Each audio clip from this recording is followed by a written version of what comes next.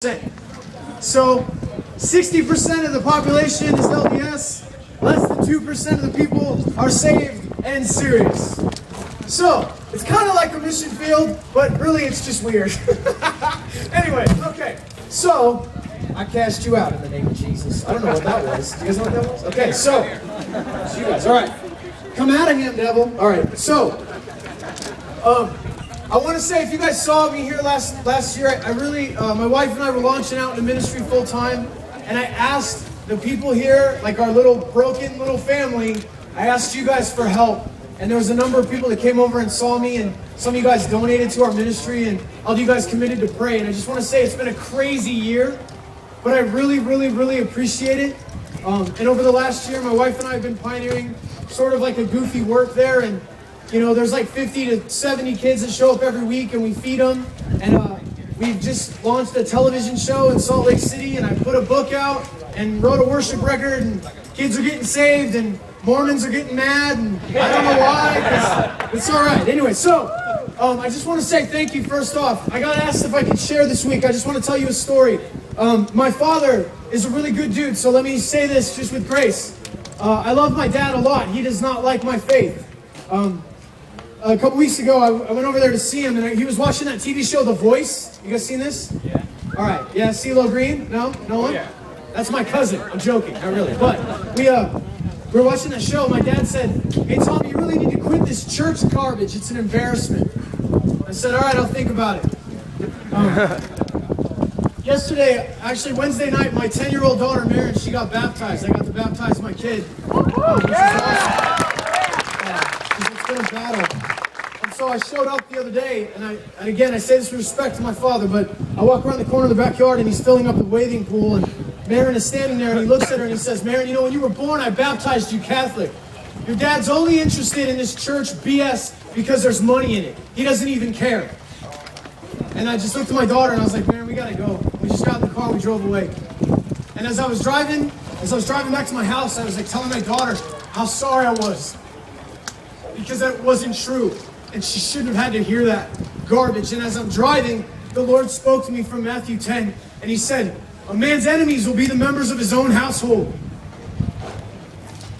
I get to speak and I get to preach the word. I've prayed with T.D. Benton and dudes in this band, and we've stopped storms and hurricanes. I've seen miracles happen, and I want to tell you something. There's nothing like the rejection of your own family. And as I'm driving home, all I can hear is God say, I have come to set you against your father."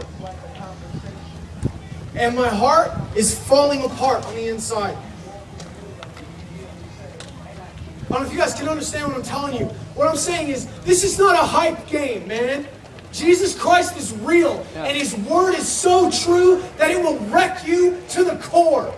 And I've never been challenged like this in all of my life, because I love my family so much. I would love nothing more than to be my father's son, and I can't be, because we are not of the same spirit.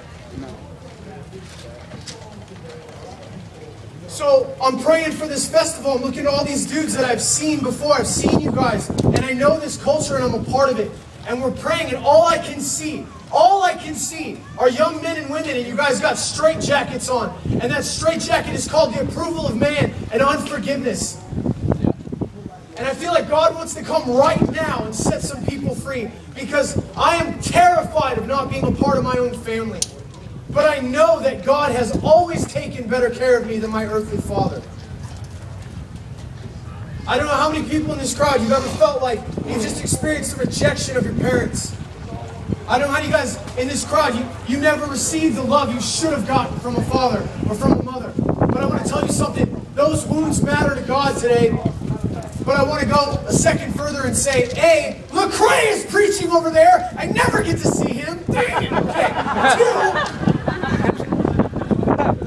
he's talking right now. I'm awesome. And I'm like, whatever. All right. Okay. So, but this is what I want to say. If you guys call yourself Christians, that's like fine, whatever. This is part of the message. Jesus Christ didn't send me here, didn't send you here to create believers. I don't care if you're a believer. I don't care if you say you're a believer in Jesus. That doesn't matter. Jesus Christ has saved my life. And if you believe in Him, He saved your life so that you could be a disciple, not a believer. You're supposed to be the image and the exact representation of God to your generation. That's called being a disciple. Don't come to me and tell me I'm a believer. Demons believe. It doesn't matter. They don't trust Him, they don't submit to Him, and they won't follow Him. And I'm going to tell you something. If you say you're a disciple here, and you're not willing to give up your own family, you're not worthy to call yourself a kingdom disciple. So let's just have it right. I don't care about the lights. I don't care about the band. I don't care about the music. I care about your souls. How many people in this crowd right here, you would put your hand in the air and say, I want to be a disciple of Jesus? You put your hand up, stand up, and come forward. Right now, literally, get up on your feet and come down here. It's time to settle accounts, for real. I'm willing to give up my family. I'm willing to give up my family. Because I got a little baby boy, man. He's my man cub. He's one. He just turned one. I missed Ichthus last year. We were supposed to play on the big stage, and I missed it because I was taking care of big things back home, and my little boy was born. He's 1 year old, and you know what I realized? I have to prepare for the day that my 10-year-old daughter I just baptized and my 1-year-old son that I would give anything for, I have to be prepared for them to burn my house down if they defy God. I have to be prepared to love Jesus more than I love anything. And I know you guys hear that all the time. You got to love Jesus more than you love anything. I'm telling you, it is real. Because I thought I could skate through life and try to love my family in their brokenness. And God has just told me, no, you can't. You cannot stand with your family right now. They stand against me. Does that make sense? Yeah. That's what I got hit with. Matthew 10:34, he's like, I didn't come here to bring peace. I came here to bring a sword. That sucks. I love my family. I love my friends. I love people. Most of the people I love don't love Jesus. Listen to how awesome this sounds. Sorry. Dang it. Okay. I hope I'm communicating you. Does this make sense? Yeah. I'm not allowed to be a part of my Father's home anymore. I have to make the decision. See, when he was abusive and he was just kind of like a drunk a-hole that abused my whole family, it was easy to let him make that decision. I just stayed away. But see, I hadn't really broken that soul tie with him. I hadn't taken a stand. And sometimes we'll let other people dictate our level of discipleship because we want to be cowards about it. That's good. And this is what I want to tell you. Today is the day, right now, where you choose for real. Are you going to follow Jesus in spite of anybody else?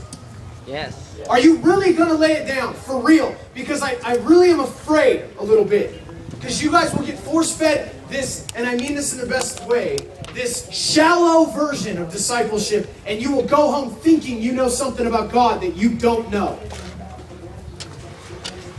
I want you to know Him. And I want you to know the power of His resurrection. And I want you to know the fellowship of sharing in His sufferings. Because that's real friendship. And I don't want to be friends with Him like this. I don't want to look at my own family and say, I'm sorry, I can't be a part of this right now. Then I feel like the religious jerk. You guys know what I'm talking about? Yeah. I mean, for real, am I communicating? I'm not out to get you, but I'm out to get you, for real. Okay? I mean this with all like compassion in my heart. I have so much love for the King, but He's breaking me apart. Like He's breaking me apart. And He says, if you love your father or mother more than me, you're not worthy of me. Yeah. If you love your children more than me, you're not worthy of me. If you love your own identity in this world more than me, you're not worthy of me. And I thought I could get away with it, and I can't. And it's pissing me off. So this is my question, you guys. I don't have a lot of time, I don't think. But this is my question. How many of you guys have been wounded by a father or a mother, or a lack of one in your life? Okay, God, you guys, that just breaks me up. I'm so sorry.